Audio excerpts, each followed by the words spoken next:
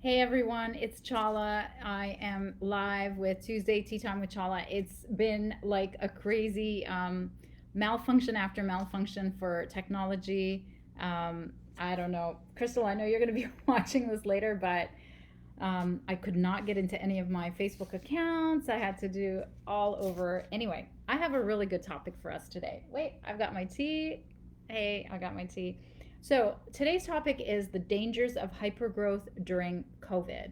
And I've been talking to a lot of entrepreneurs. I've been interviewing them for my podcast. I've been meeting a lot of them. I've been meeting them through LinkedIn. I've got a couple of funnels coming in, and these are, successful, multiple $1 million, over $1 million business owners, and what they're experiencing. And in some of them, it's a hyper growth during COVID. In some industries, it's killed some of the industries, but in a lot of the industries, they're like they can't work fast enough.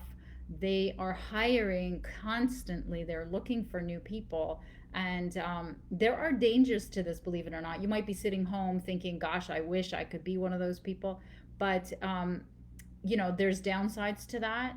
And I want to, if you're in the position of actually catching this, maybe at night before you go to bed or something, because you're so busy during the day because you're in hypergrowth, take heed of some of the things that I've noticed and that I think need to be paid attention to if you're going to survive a lull, which there always follows a lull, usually in most cases, most economies, most circumstances.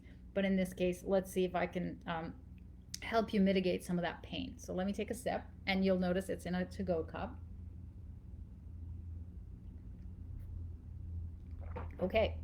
So the first one, of course, being a marketer, I have to tell you that not the being in hyper growth um, allows companies to really let go of the marketing because they're so busy onboarding new clients, they're so busy getting new business that there's no interest in doing ongoing marketing efforts. It's only when things are slowing down that people are like, we have to work on our marketing, we have to work on our marketing. And when there's this upswing of business, there will always be, most likely, some form of lull, whether it's seasonality or because of, COVID, people becoming used to COVID conditions, whatever, or the conditions of, like, I was speaking to one gentleman who his clients are home builders and they are not interested in marketing right now because they can barely, they can barely keep up with the demand. So, but they're not marketing, but there's always going to be a lull, just like there was in the last time that they went crazy in the 2006 and then the 2008 hit. So that's mistake number one, the dangers of hypergrowth. Dangers of hypergrowth number two is not tracking where the business is coming from. So they're literally like running with it. They're like, I don't care who's telling me what, I don't care what I had to do. A lot of the times I talk to clients and they're like, I don't even know where the business is coming from, and I have no idea why it's coming. I just know that, in the case of the home builders, let's say the interest rates are down, and so people are trying to build more homes because we're the home builders. So it's like they think it's going to last forever, and it's not, and you know that it's not. So the first mistake is not marketing for the eventual lull. And the other danger of enjoying this huge upswing in your business is not tracking where the business is coming from. Because if you don't know where it's coming from, then you won't be able to replicate it, you won't be able to duplicate it. Number three is not having a renewable strategy for finding new clients. And this is similar to the marketing, but it's really all about, you know, like one of the guests that I talked to, he said, we fell into a niche and then that niche went to the toilet because through the economy or whatever it was, that sector got hit really hard. So we had to scramble to try to guess our way into another industry. And that didn't fly because they were throwing spaghetti at the wall and it didn't work. And that made me think, I'm so glad that what I teach is a sustainable, rinse and repeatable strategy to find where the gap in the market is that you can enjoy an income in. And so, if you don't have that sustainable, rinse and repeatable way to find in any changing market conditions where the gap in the market is, you're always going to be relying on guessing games throwing spaghetti at the wall. And people don't appreciate it when I say that, but it's true. So stop trying to guess, or, even when you are in this amazing hyper growth situation, you still have to have the strategic game intact, because, and you still have to be figuring it out as you go. And that's the hardest part, is because you can't concentrate, you can't focus on trying to do both, to look to the future and to lick the ice cream in your hand as it's moving, as it's melting, right? But those are some of the dangers. Um, Danger number 4 to hypergrowth during COVID is worrying less about the quality of output versus trying to meet the demand. And that's true for, internal quality, external quality. So the quality of your interactions and communications, in the leadership go down, the quality of the people that you're hiring go down, because you're just trying to pump out the volume, and as a result the quality of the output goes down. So that those are some of the dangers. And maybe if you're in hyper growth, you need to consciously and systematically be putting things into place, processes into place, to be able to mitigate that.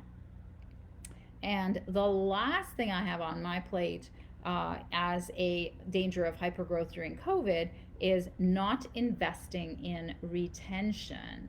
Because again, you're churning through jobs, you're churning through people, you're churning through as many different resources as you can, and you're not really concerned about whether people are happy or not that are doing the job in the short term.